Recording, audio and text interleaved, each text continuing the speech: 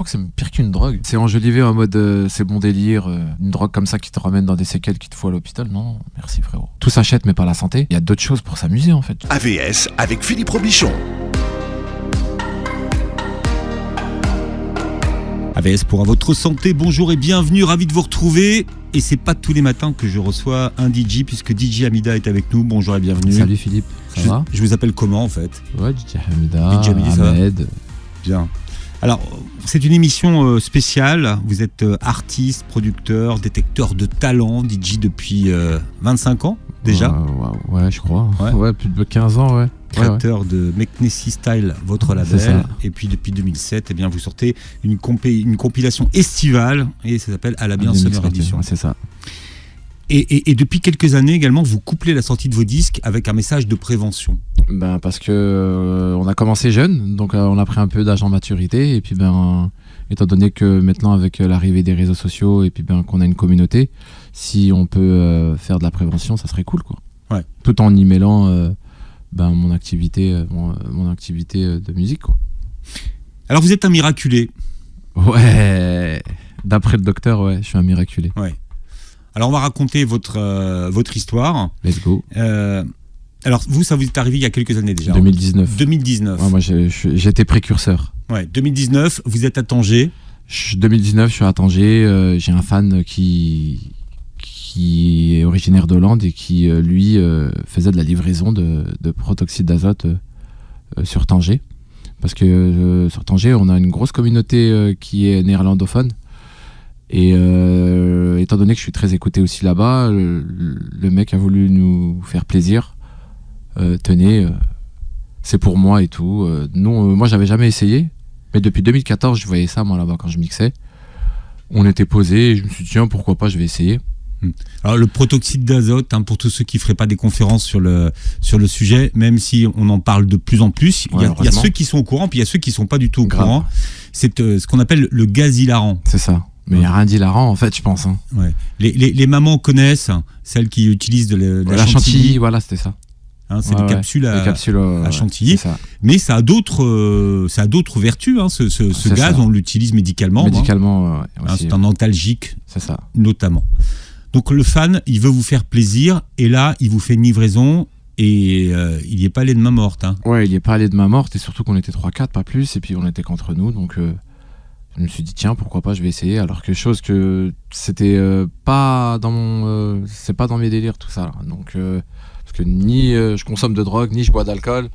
En 15 ans de carrière pour un DJ, déjà, les gens trouvent ça déjà assez bien, donc je me suis dit, pourquoi pas. Et là, pas de cigarette. En fait, en dépit du milieu que vous fréquentez, vous êtes ce qu'on appelle quelqu'un de clean. Ouais, on va dire ça comme ça. Ouais. Et j'avais la chicha à un moment donné, mais là j'ai arrêté. Donc voilà. Bon. Et donc il arrive, il vient avec combien pour qu'on ait c'était un carton de capsules, je crois, il devait en avoir 1000. Ah oui, 1000 capsules. D'accord. Et il te ramène un mec aussi qui te les fait, qui te les met dans le ballon et tout, c'était tout. Alors faut expliquer, ça se consomme comment? Faut expliquer. Ils le mettent en 2019, ça le mettait dans un siphon de chantilly, ça mettait le ballon de l'autre côté, puis après il fallait juste inhaler. Moi je crois que c'était comme les trucs qui déforment la voix là, comment ça s'appelle avec les ballons de baudruche? Oui, les gazous. Ouais. L'hélium. C'est ça. Ah bon. Ouais, l'hélium. Alors c'est Kim qui réalise l'émission, qui connaît très bien les milieux de la nuit et qui tout de suite a trouvé. L'hélium, donc je croyais que c'était dans ce même délire là, et non en fait, au début ça te fait un peu planer, tu rigoles, mais le lendemain tu te... Waouh. Alors attendez, mais il faut expliquer, vous saviez que ça existait, vous saviez ce que depuis c'était. 2014. Je savais ce que c'était, non pas jusqu'au jour où je l'ai fait quoi. Mais je savais que ça existait, en effet. Mais et ça que m'a les gens jamais attiré. Le prenaient en soirée. Ouais, énormément. Ouais. Qu'est-ce qui, franchement, vous a poussé à le faire? Je pense c'était on était dans un délire estival, on était en pleine tournée et on avait un jour off. Donc en mode vas-y, on va se poser, on va un peu respirer. En fait, on a respiré de l'azote comme des oufs. Donc c'est un truc de... Quand j'y repense, c'est un truc de fou. Donc après, quand je me suis dit... Est-ce que c'est quelqu'un qui a dit allez, vas-y, non. Ou en fait, vous êtes laissé faire? Non, je suis pas trop influençable sur ces délires-là. Donc après, j'ai dit pourquoi pas. Et voilà quoi. D'accord. Et dans votre souvenir, vous avez pris combien de capsules? Waouh, ça date de 2019, énormément. Mais genre quoi, 100, 200? Ouais, ça doit être même 300. Parce qu'on avait commencé l'après-midi, on a fini en début de soirée. D'accord. Alors, les effets que c'est supposé faire pour tout le monde? Au début, genre, ça te fait marrer, tu étais content, tu rigoles. Comme si tu étais au ralenti, en fait. Et moi, c'était un nouveau truc pour moi. Ça, je dis, ouais, c'est quoi ce truc? Parce que je consomme aucune drogue, pas d'alcool, donc ça m'a paru un peu bizarre. C'était limite une découverte, mais une découverte qui a mal fini, en fait. Ça fait mal à la tête? Le lendemain, ouais. Ouais. Donc, la soirée finie, vous allez vous coucher? Je dois aller à Marseille. Je vais à Marseille, et à Marseille, lors de mon choquet, je me sens vraiment pas bien. Mais de chez vraiment pas bien. Donc mes collègues décident de m'emmener à l'hôpital après le show. J'avais un show le surlendemain à Montpellier que j'ai pas pu faire, puisque je suis resté en garde aux urgences. Le problème, c'est qu'on est en 2019. Le chef de service s'y connaît pas trop un peu en ça, donc je lui explique. Lui, du fait qu'il a vu mon passeport et tous les tampons, on avait un pays par semaine, on avait un pays par jour. Donc il m'a dit, c'est peut-être une méningite, on va vous faire une... comment ça s'appelle dans le dos là? Ponction lombaire. Ouais. Il m'a cassé le dos, ce bâtard. Ah, il l'a fait quand même? Il m'a tué. Il m'a dit, tu peux pas bouger, ceci, cela. Le lendemain, j'avais un tournage de clip en plus. Ah ouais, donc je me suis dit tout ça pour ça, donc je me suis dit, ah ouais, c'est dégueulasse. À l'hôpital, qu'est-ce que vous aviez? On a pris votre tension, vous aviez une tension normale? Ouais, tension normale. C'est juste qu'après, quand il est revenu le lendemain, il m'a fait une injection intramusculaire de vitamine B12, parce qu'apparemment, quand on utilise à forte dose protoxyde d'azote, il m'a dit vous perdez votre vitamine B12 énormément. D'accord. Donc ils m'ont fait ça et ils m'ont dit que vous n'avez pas le droit de bouger pendant je sais pas combien de temps, parce que la ponction lombaire en plus a été faite sans anesthésie. Il m'a cassé le dos quand j'y repense.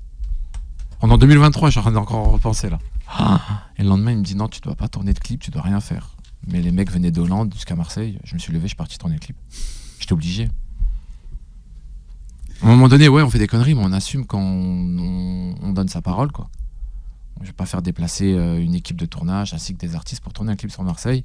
Et à cause de mes conneries d'il y a 2-3 jours d'avant, elle est plantée. Donc je me suis dit, ça t'apprendra, tu vas quand même faire le clip. Et le tournage de clip s'est bien passé, le clip a bien pris en plus. Donc voilà. Ouais.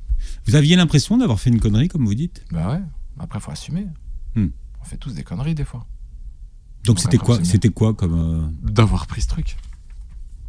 Les jours qu'on suivi, dans quel état étant donné que j'avais un peu la gueule de bois les 2-3 jours qu'on suivi, mais après ça allait mieux, parce que étant donné qu'il m'avait mis une ordonnance avec une injection de B12 journalière, ça allait mieux au bout de 2-3 jours. D'accord. Pas d'autres séquelles dans les jours? Non, ça va.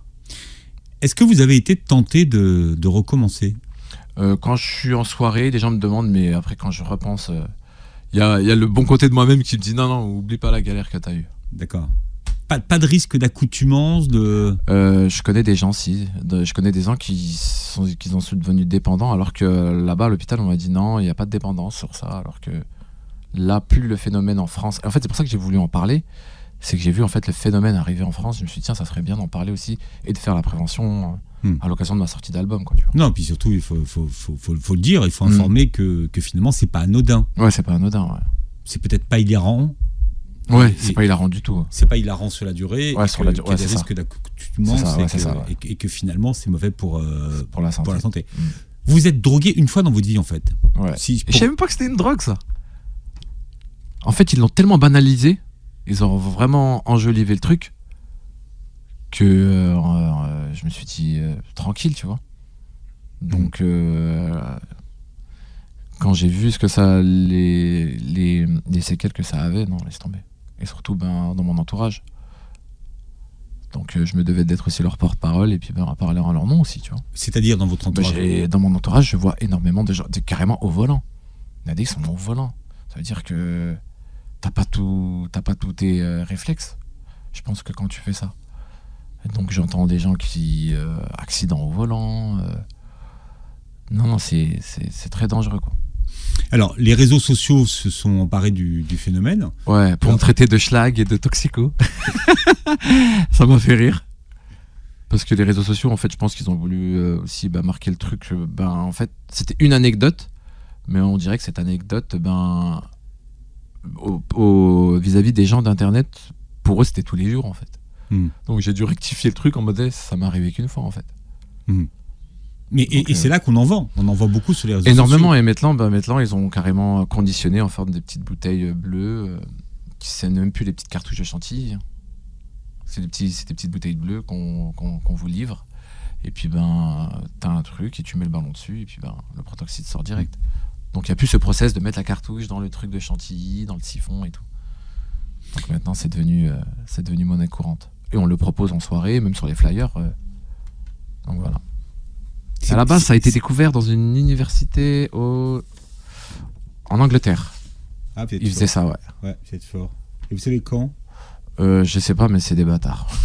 Au XVIIIe siècle, en Grande-Bretagne, la première proto-partie, parce qu'on appelait ça comme ça, date de 1799. Ah ouais, voilà. C'était... Ah ouais. Et c'est en mode rap, pas bien avant tout le monde. Ah ouais. La haute société anglaise qui inhalait ce gaz pour ses effets hilarants et désinhibants. Voilà. Berk. Et 50 ans après, donc, il y a eu les utilisations médicales, puisque c'est devenu un produit antalgique et utilisé avec l'éther pour les premières anesthésies générales. Ouais, c'est ça. Voilà, un peu l'histoire. Et j'ai aussi des amis qui sont artistes, qui se sont fait opérer, et qu'à cause de leur haute consommation au protoxyde d'azote, quand ils sont partis se faire anesthésier, ça n'a pas pu. Non, ça passait pas, donc il fallait vraiment mettre double dose, voire triple dose. Ouais, tellement ils étaient l'organisme. L'organisme avait un truc, donc. Moi, je pense à votre fan quand même, qui en pensant vous faire plaisir, vous fait ce cadeau quand même. Ils sont bizarres les fans. C'est des fans ostentatoires. Il faudrait que tu viennes un jour dans un cabaret, un mec il te kiffe et il peut te jeter 1000, 2000 euros sur ta truc. Tiens, je te kiffe, fais-moi une dédicace. Comme ça. C'est l'ostentation. Moi je, tiens, tu me fais kiffer. Ouais. Dans sa tête, lui, c'était, il pensait bien faire. Oui, il pensait vraiment faire plaisir voilà. En disant, voilà, c'est un DJ, donc forcément. Voilà, ouais.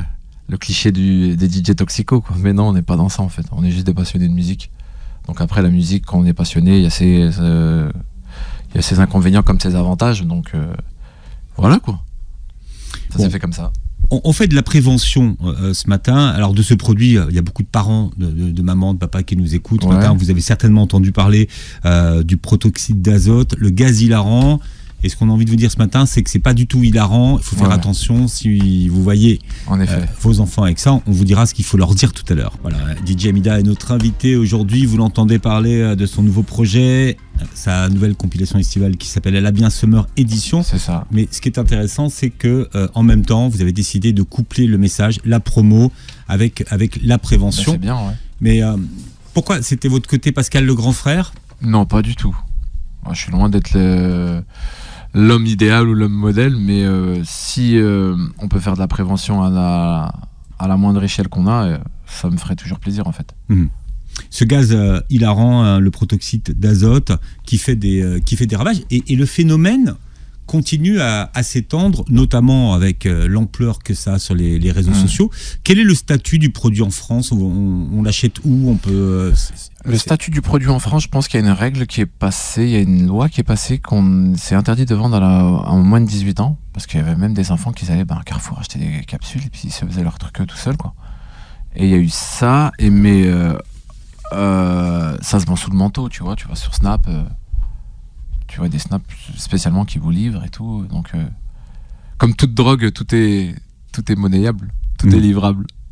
Et puis, alors dans certaines métropoles de France, la consommation est interdite sur la voie publique. Ah ouais. Oui.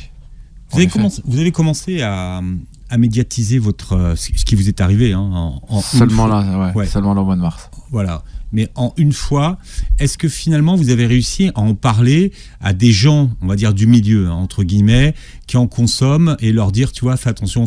Oui. En interne, ça se dit. C'est-à-dire en interne, oui. En interne, on s'en parle.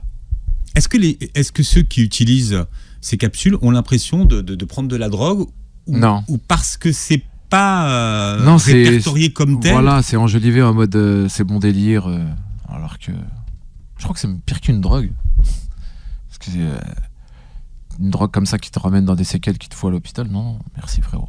laisse-moi tranquille. C'est une drogue. Ouais, bah oui, maintenant, oui. Qu'est-ce que vous avez envie de dire à celles et ceux qui nous écoutent aujourd'hui, et quels sont les messages que vous voulez faire passer dans vos messages de prévention? De prévention, qu'il faut faire gaffe au niveau des séquelles de la santé. Tout s'achète, mais pas la santé. Donc à un moment donné, ça c'est l'élément numéro 1, tu vois. Et il y a d'autres choses pour s'amuser en fait. Ou carrément, j'ai un ami à moi qui vit à Lille, il en consommait énormément. Et il a composé, et lui il était devenu addict. Et le problème c'est que maintenant, il est parti voir carrément un psy et tout. Il lui a dit, cette addiction, il faut la remplacer par quelque chose d'autre. Et maintenant, il se bute à la salle, il a perdu 42 kilos. D'accord. Alors il m'a dit, maintenant j'ai arrêté et je suis à fond dans le sport. Voilà, et il fait monter les endorphines maintenant. Ouais, c'est mieux. Physiquement, qu'est-ce que vous avez eu comme... vous vous souvenez physiquement, c'était le fourmillement des doigts de pied. Mais au bout de 3-4 jours, c'était reparti. Quand vous êtes allé à l'hôpital à Marseille, qu'est-ce qu'il vous a dit le gars qui Ils étaient dans l'incompréhension, ils ne connaissaient pas encore. Et après, on vous a dit ce qu'il aurait pu vous arriver? Oui, parce qu'on a reçu un deuxième cas et lui avait perdu l'usage de ses jambes. Parce que lui, il a mélangé tout. Il avait tout mélangé, je crois, le mec. Alcool, drogue, plus ça. Et puis, en fait, ça... Le neurologue m'a dit, vous êtes un miraculé. Ou je crois qu'il m'a dit ça pour me faire peur, mais... De toute façon, sans qu'il me dise ça, j'étais déjà en flip, donc j'avais compris la leçon, quoi. Ouais. Alors parmi les effets nocifs à court terme, ces ballons hilarants peuvent provoquer des problèmes neurologiques et des arrêts cardio-respiratoires. Ah ouais. Mine de rien. C'est un truc de fou. Alors pour quelque chose d'hilarant, je préfère regarder un one-man show ou un spectacle et rigoler juste comme ça, quoi. Vous vous êtes demandé quels étaient, selon vous, les moyens les plus efficaces de faire de la prévention? Qu'est-ce qu'on dit aujourd'hui pour toucher les jeunes? Je suis parti dans tout ce qui est médias qui étaient jeunes. Donc déjà pour toucher. Mais c'est vrai que j'ai eu beaucoup de retours en mode, franchement, des gens ont apprécié la prévention que j'ai fait dessus, parce que... beaucoup auront honte en fait. Ouais, non, laisse tomber. Donc après, voilà, en mode, t'as vu le mec, il tape des ballons, genre c'est péjoratif. Je m'en fous, je l'ai fait une fois, et puis... En fait, j'ai assumé le truc, et puis... je m'en fous en fait, ouais. Donc à partir du moment où tu assumes le truc, et puis t'essaies de passer un vrai message, on n'est pas là en train de dire, non, faut consommer, faut consommer et tout. Donc non, je pense que ma démarche, elle a été bonne, et puis elle a bien été reçue par le public, quoi. C'est pour ça que vous êtes là aujourd'hui, voilà. Parce que c'est important en tout cas de diffuser ces messages, y compris vis-à-vis des parents qui ne sont pas toujours les premiers informés d'ailleurs. Ouais, en effet. Donc faut faire attention, et d'ailleurs, comme ceux qui en prennent beaucoup, il faut les mettre quelque part, ces capsules. Parce que le truc, ouais, mais maintenant c'est même plus en forme de capsule. Au jour d'aujourd'hui, c'est des petites bonbonnes métallisées bleues qui vous livrent, et une fois qu'elle est, en fait, on peut faire 50-100 ballons avec. Et donc maintenant, même les capsules, c'est devenu has-been, parce que maintenant, on est dans une génération, c'est tout et maintenant. T'arrives, t'as juste à mettre le ballon sur la petite bonbonne, et puis ça te le gonfle, et après, voilà, quoi. Et ça, on en trouve partout, dans le périph', j'en vois plein. Par terre, sur le bord de la route. Parce que c'est un truc métallique, c'est pas quelque chose qui est recyclable. C'est ce que je vous disais. Moi, j'ai appris que ça existait quand je les ai vus par terre. En fait. Voilà. Je me suis demandé ce que c'était. Je dis, mais c'est quoi ces choses-là? Ouais. Mais souvent, les jeunes, quand on leur dit qu'il ne faut pas faire quelque chose, ils le font. Ils le font. C'est pour ça que je vous disais quel est le meilleur moyen de faire passer le message, parce qu'on se dit, si c'est interdit, c'est que c'est bien finalement. Ouais, plus ou moins. Ça dépend des jeunes. On a peut-être une majorité de jeunes aussi qui pensent comme ça, une majorité qui arrive à comprendre, et puis qui se dit, ouais, il ne faut pas que je le fasse. Vous qui avez un gros carnet d'adresses d'artistes, est-ce que vous avez pensé, par exemple, faire une soirée, un événement, un morceau pour parler de cette thématique? Non, moi je suis plus dans l'enjaillement, la rigolade. Donc non, la prévention encore en privé, il n'y a pas de souci, ou même par rapport au... quand je suis en période de promo d'album, ouais, de faire de la prévention, il n'y a pas de souci, mais d'en faire tout un morceau et tout, non. Non. Je suis plus un mec heureux qui rigole, moi. que d'aller faire la prévention, c'est pas mon truc. Je suis un passionné de musique, je suis là pour faire ambiancer les gens. Et pourtant, on voit que finalement, c'est important pour vous d'en parler et de faire passer ce message. Parce que je l'ai vécu en 2019, j'étais précurseur du truc et je vois que sur les réseaux, ça a pris une ampleur énorme et que ça arrive en France maintenant parce que c'était monnaie courante aux Pays-Bas. Donc je me suis dit non, il faut qu'on prévienne les gens quand même. Vous devenez un lanceur d'alerte. Ouais, voilà. Il faut l'interdire finalement. Complètement. Ouais, je pense. Mais il y a plein de choses qui sont interdites en France et qui sont consommées, hein, donc je pense pas. C'est peut-être une solution, tout comme ça peut être, comme ça peut rendre l'interdit attire en fait. Donc, oui, on en revient exactement à ça. C'est finalement l'interdit est là d'une certaine façon pour être transgressé. Ça lui ferait peut-être encore plus de publicité. C'est ça. C'est parce que vous voulez fonder une famille que vous voulez faire de la prévention. Vous avez des enfants ? Non, moi j'ai pas d'enfants. D'accord. Non, j'ai pas d'enfants. Donc c'est pour vos futurs enfants ? Ouais, ou même pas, c'est juste pour ma propre conscience. Et puis j'ai été élevé j'ai été élevé avec des valeurs et tout, donc je me suis dit tiens, pourquoi pas profiter de. En fait, c'est plus sur la maturité, c'est même pas le délire d'avoir enfant ou pas, c'est juste que on prend en maturité, on sait qu'on est influent, donc pourquoi pas partager un bon message. Se servir d'alerte, voilà. Se servir de cette à ma petite échelle, je trouvais que c'était une bonne idée. En tout cas, le message passe. C'est un film de cinéma que vous devez faire votre métier. Tu penses ? Non ? Non. C'est pas La Haine ? Ah si. Ah oui, j'ai pas entendu. Mais vous savez quoi ? Les DJ, je vais vous dire un truc. Les DJ, les DJ et les animateurs de radio, on entend plus rien. Ils sont tous sourds. Ouais, c'est un film qui m'a donné. Ouais, c'est Cut Killer, c'est la scène de Cut Killer dans le film réalisé par Mathieu Kassovitz qui s'appelle La Haine, qui est sorti en 1995, je crois. Ouais, c'est ça. J'étais au CM2, j'ai vu ça, j'ai dit waouh.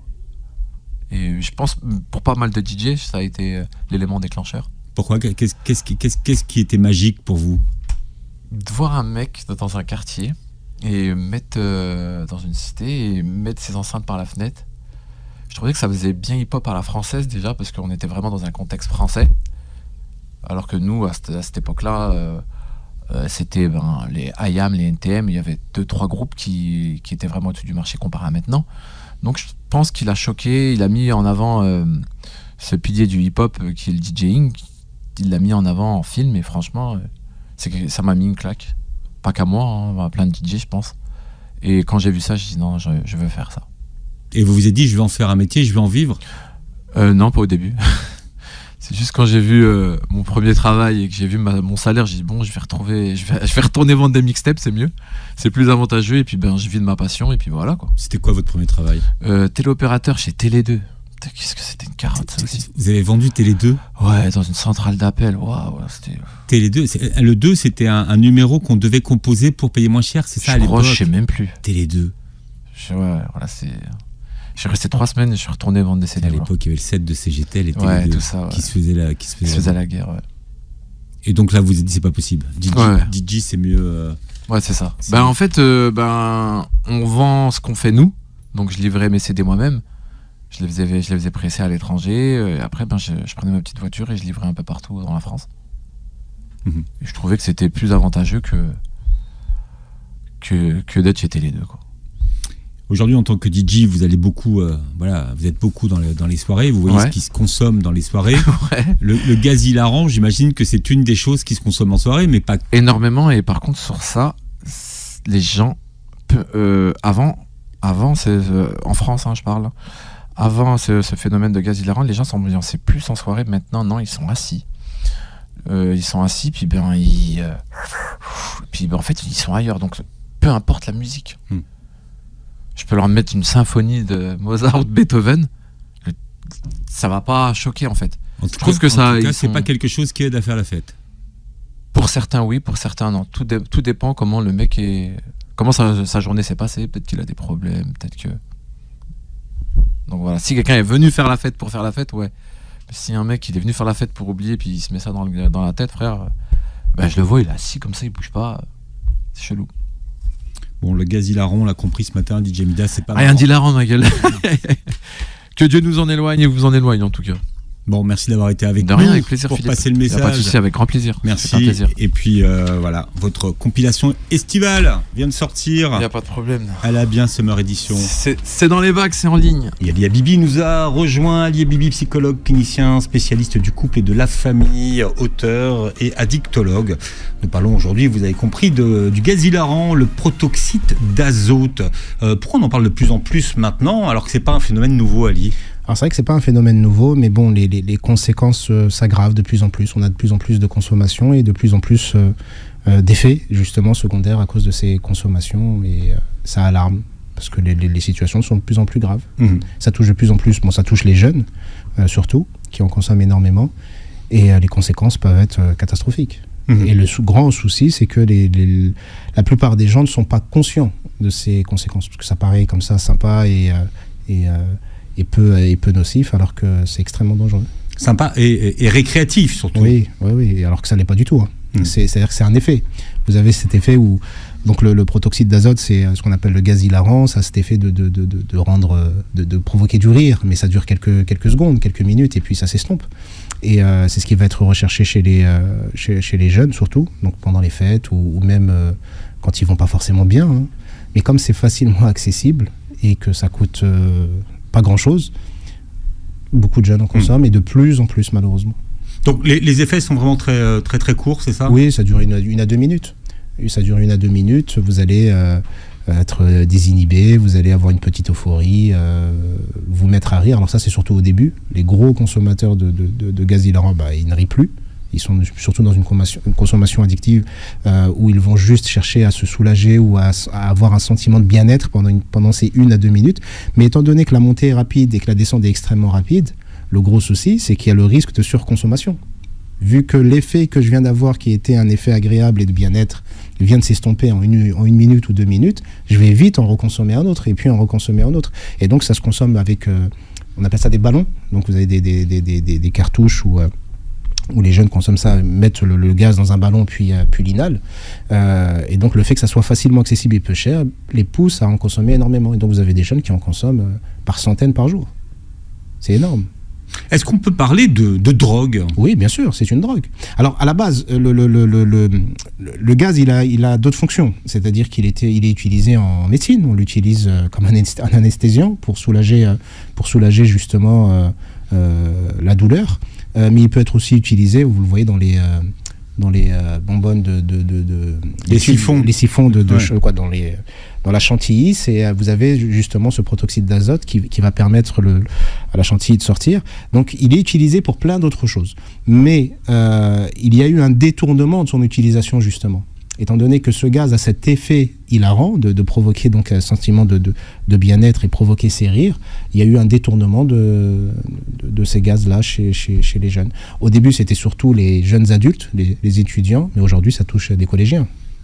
Et c'est en ça que c'est dangereux, parce que les conséquences, comme je disais tout à l'heure, sont... Donc vous dites que c'est une drogue. Ouais. Est-ce qu'on risque l'addiction au gaz hilarant ? Oui. Et comment ça fonctionne, alors, le mécanisme d'addiction sur ce type de substance ? Vous risquez l'addiction déjà parce que l'effet est très rapide. Très très rapide. C'est-à-dire que très rapidement, globalement, quand la personne va inhaler ce gaz-là, ça va pénétrer les poumons, ça va circuler ça va être capturé par la circulation sanguine, ça va monter jusqu'au cerveau, ce qui va agir sur les neurotransmetteurs. Et à ce moment-là, il va y avoir des effets. Ces effets, ça va être sentiment de bien-être, de la joie, du rire. Dès qu'ils vont consommer, ils vont commencer à rire, alors qu'il n'y a rien eu, il s'est rien passé de drôle. Donc là, on voit que c'est un effet du cerveau. Et puis, la personne va se sentir un peu peut-être étourdie, va avoir ce sentiment un peu de planer. Mais ça dure, comme je disais tout à l'heure, quelques secondes, 1 minute ou 2. Et étant donné que l'effet est vraiment extrêmement rapide, le cerveau l'enregistre. Déjà, c'est une anomalie pour le cerveau, c'est-à-dire qu'il n'est pas censé recevoir ce type d'informations. Mais comme il va provoquer ces effets-là qui vont être agréables sur le coup, on va redemander. Et en fait, on parle d'addiction psychologique. Parce que le produit en lui-même, il est addictif, mais il n'est pas hautement addictif.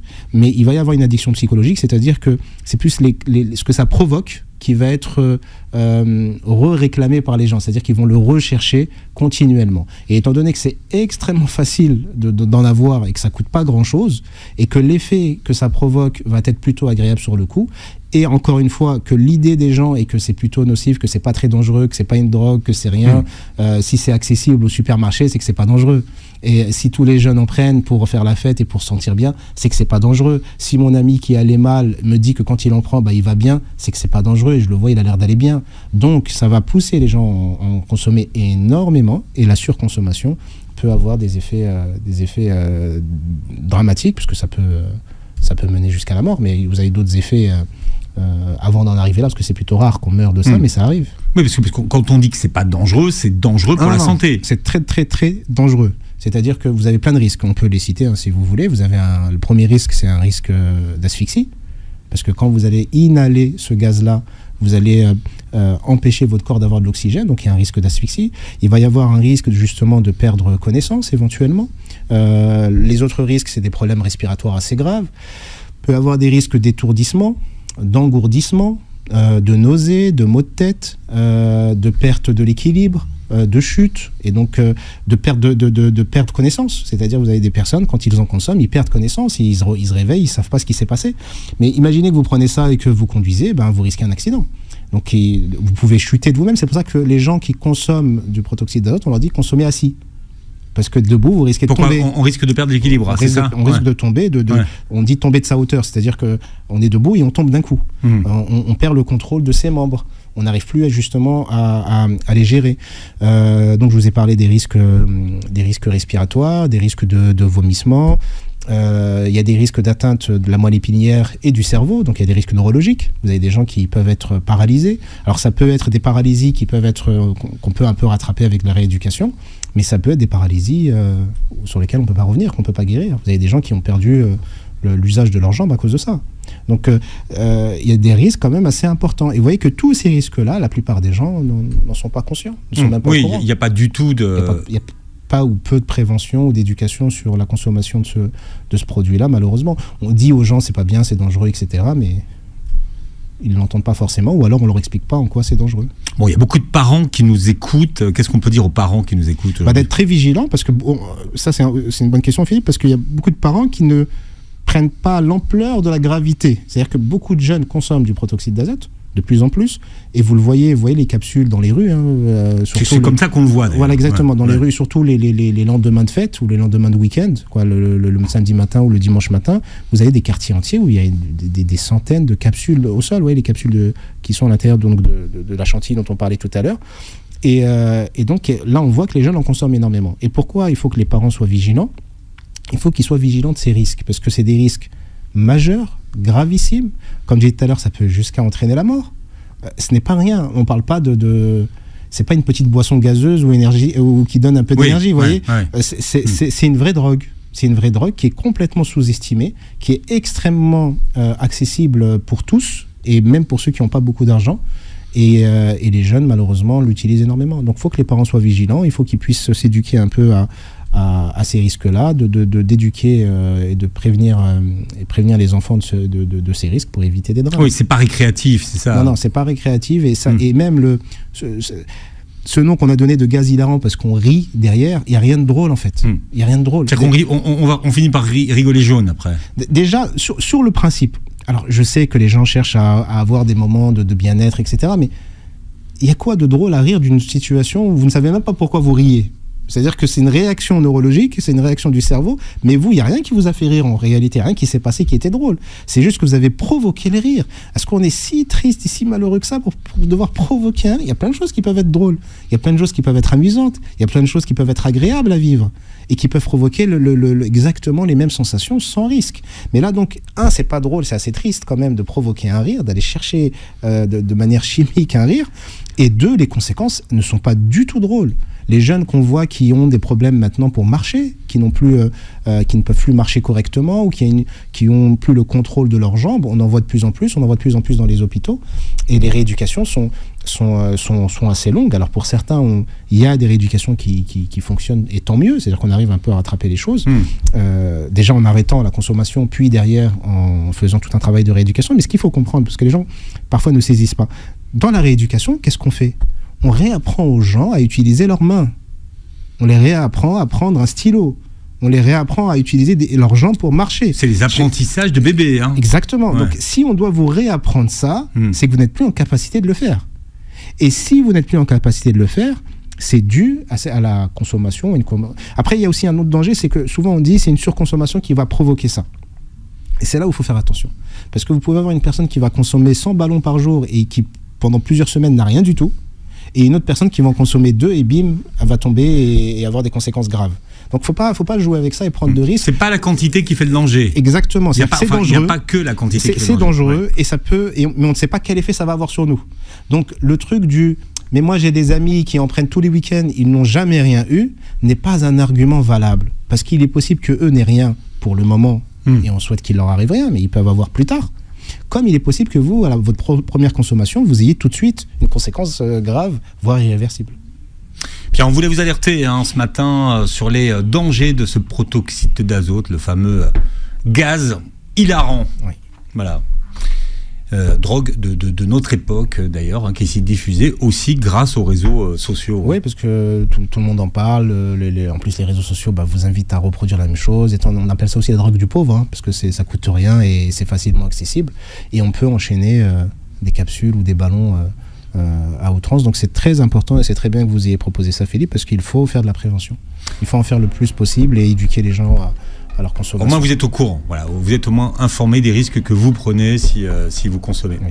Ali Habibi sur Beurre FM, vous réécouterez l'émission en podcast sur beurrefm.net et puis sur les plateformes qui reprennent l'émission. Je rappelle également que vous verrez la vidéo sur la chaîne YouTube. Merci Ali. Merci à vous. À bientôt et très belle journée santé sur Beurre FM.